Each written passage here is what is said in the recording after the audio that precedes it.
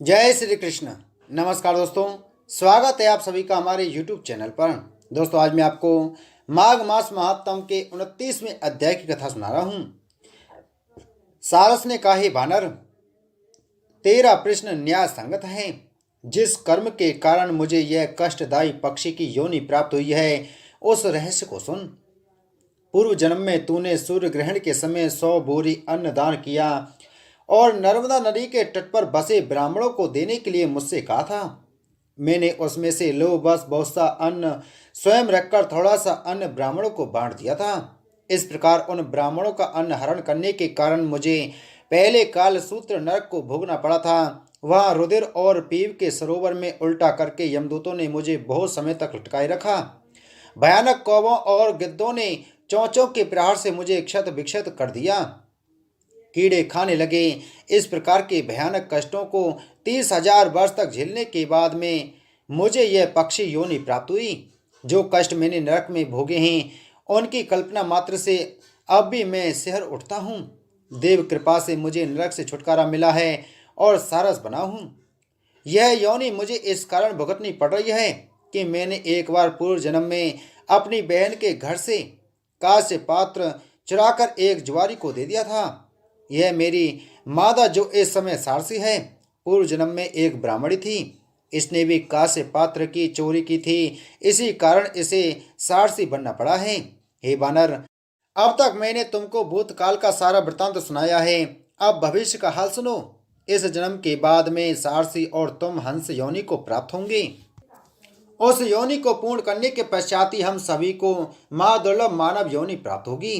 धर्म और अधर्म का फल सभी जीवों को अपने अपने कर्मों के अनुसार भोगना ही पड़ता है। सभी को बारंबार इसी प्रकार के चक्कर में पड़ना होता है। केवल विरक्त योगी वेदज्ञ ही इस कंटक भरे मार्ग को सकुशल पार कर सकने में समर्थ हैं, दूसरा नहीं। भगवान सदाशिव हर प्राणी के छोटे बड़े पुण्य पाप का विचार करने के उपरांत ही शुभ एवं अशुभ फल देते हैं। जो बुद्धिमान होते हैं वे उनको विधाता का न्याय जानकर संतोष करते हैं। कोई भी प्राणी उपाय एवं बुद्धि के द्वारा अपने कर्मों के फलों में कोई अदल बदल नहीं कर सकता है। तुम स्वयं अपने ही को देखो। पहले राजा थे, फिर नरक भोगा, अब बानर हो, आगे हंस और फिर मनुष्य बनोगे। शोक करने से कुछ नहीं होता। प्राणी को काल की प्रतीक्षा ही करनी चाहिए। मैं यह सब ज्ञान होते हुए भी धैर्य पूर्वक प्रभु की माया के वशीभूत हुआ सारसी के साथ इस वन में रहता हुआ काल की प्रतीक्षा कर रहा हूँ। तुम भी वही करो। बानर बोला, हे सारस, तुम्हारे कर्म उत्तम हैं। जो तुम्हें पूर्व जन्म की स्मृतियां शेष हैं और भविष्य को जानते हो। मैं बारंबार तुमको नमस्कार करता हूँ। तुम्हारे कथन के द्वारा मेरा अज्ञान नष्ट हो गया है। तुम भी कल्याण पूर्वक इस वन में सारसी के साथ निवास करो। प्रेत ने कहा, हे विप्र, सारसी के इन्हीं वचनों को मैंने नदी के तट पर सुना था। उसके वचनों को सुनकर मुझ में ज्ञान उपजा है और मेरे शोक का नाश हुआ है।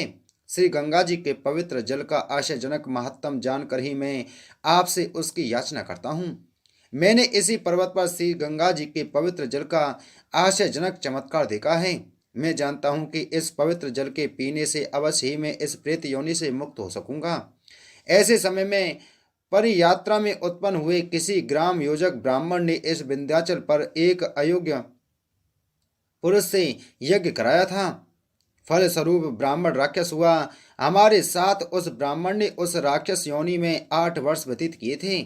उस ब्राह्मण के पुत्र ने एक बार अपने पिता की अस्थियां लेकर उन्हें कनखल क्षेत्र जाकर श्री गंगा जी में विसर्जन किया। उसी क्षण उस ब्राह्मण राक्षस की मुक्ति हो गई थी। इस घटना को स्वयं अपनी आंखों से देखकर ही मेरी श्रद्धा गंगा जी पर है। हे विप्र, अब दया करके आप मुझे गंगा जल देने की कृपा करें, जिससे मेरी मुक्ति हो। प्रेत की बातों को सुनकर वह पथिक विचार करने लगा कि संसार में समस्त जीव निसंदेह अपने पाप पुण्य फलों का उपभोग करते हैं। किसी न किसी रूप में सभी योनियों में रहते हुए जीव को अपने किए का फल अवश्य ही भोगना पड़ता है। वे जीव धन्य हैं जो इस कर्म में न्यायपूर्वक धन को संचय करके उसे दूसरों को दान करते हैं। दानी के प्रभाव से प्राणियों को इस संसार में समस्त भोग पदार्थ प्राप्त होते हैं। प्रेत ने कहा, विप्र, मैं गंगा जी के लिए विकल हूँ। आप अधिक देर ना करें और शीघ्र ही मुझे गंगाजल दान दें, ताकि मैं प्रेत योनि से मुक्त हो सकूं। इतना सुनकर उस ब्राह्मण ने उस प्रेत को त्रिवेणी का जल दे दिया। प्रेत ने श्रद्धापूर्वक जल का पान किया। उस जल के प्रभाव से तुरंत प्रेत योनि से मुक्त होकर दिव्य देह को प्राप्त हो गया। तब उसने कहा, हे पथिक, श्री गंगा जी के महात्म का वर्णन कौन कर सकता है। शिव ने गंगा की पवित्रता समझकर उसे अपने मस्तक पर धारण किया है। जो गंगा जल को पान करता है वह मोक्ष को पाता है। गंगा जल के समान कोई नहीं है। इस प्रकार वचन कर वह दिव्य देहधारी केरल का ब्राह्मण प्रेत योनि से मुक्त होकर स्वर्ग को चला गया। देवदूती से प्रयाग के इस पुनीत महात्म को सुनकर वह पिशाच माघ स्नान के लिए त्रिवेणी की ओर चला गया। वहां स्नान करके वह द्रवण राजा उस पाप योनि से मुक्त हुआ और स्वर्ग चला गया। बोलो माघ मास महात्म की जय। बोलो विष्णु भगवान की जय।